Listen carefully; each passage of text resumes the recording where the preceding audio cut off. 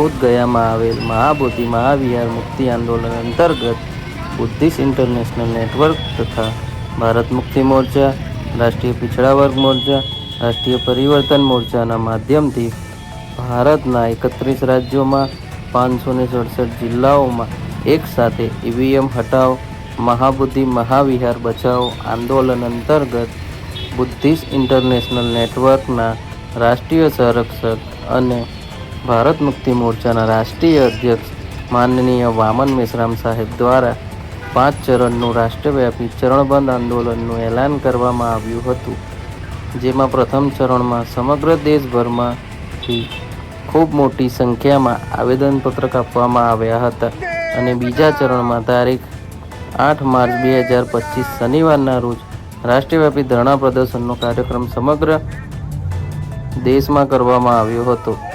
ત્રીજા ચરણમાં તારીખ 22 માર્ચ 2025ના રાષ્ટ્રવ્યાપી રેલી પ્રદર્શન કરવામાં આવ્યું હતું। આ કાર્યક્રમના ભાગરૂપે ગુજરાતમાંથી અમદાવાદ, ગાંધીનગર, મહેસાણા, પાટણ, સુરેન્દ્રનગર, રાજકોટ અને સુરતમાં ખૂબ મોટી સંખ્યામાં લોકો જોડાયા હતા।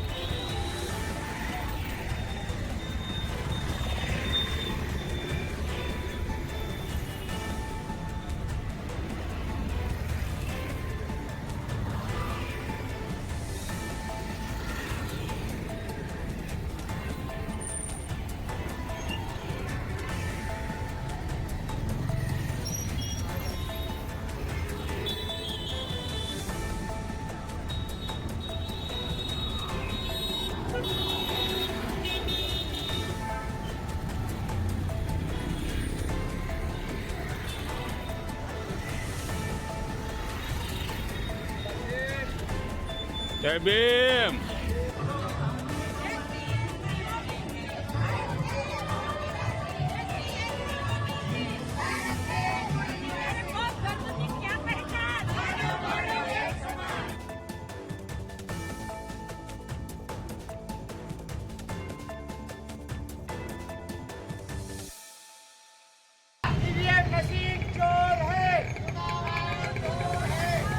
અને ગુજરાતના રસ્તા ઉપર ईवीएम हटाओ महाबोधि महाविहार बचाओ बौद्ध धम्म की क्या पहचान मानव मानव एक समान ओबीसी की जाति आधारित गिनती करो वरना कुर्सी खाली करो अमित शाह राजीनामों आपे मूल निवासी का नारा है भारत देश हमारा है ईवीएम हटाओ बैलेट पेपर लाओ बोल 85 जयपुर निवासी ईवीएम हटाओ देश बचाओ ના નારાથી રસ્તાઓ ગુંજી ઉઠ્યા હતા અને કલેક્ટર ઓફિસ આગળ ઉગ્ર રેલી પ્રદર્શન પણ કર્યું હતું અને કલેક્ટરશ્રીને આવેદનપત્રક આપીને Buddhist international network, Bharat Mukti Morcha, રાષ્ટ્રીય પિછડા વર્ગ મોરચા, રાષ્ટ્રીય પરિવર્તન મોરચા અને બીજા ઓફિસ વિંગના કાર્યકર્તા દ્વારા જો તેમની માંગણી પૂરી નહીં થાય તો આવનારા સમયમાં રાષ્ટ્રવ્યાપી જેલ ભરો આંદોલન અને ભારત બંધની પણ ચમકી આપી હતી।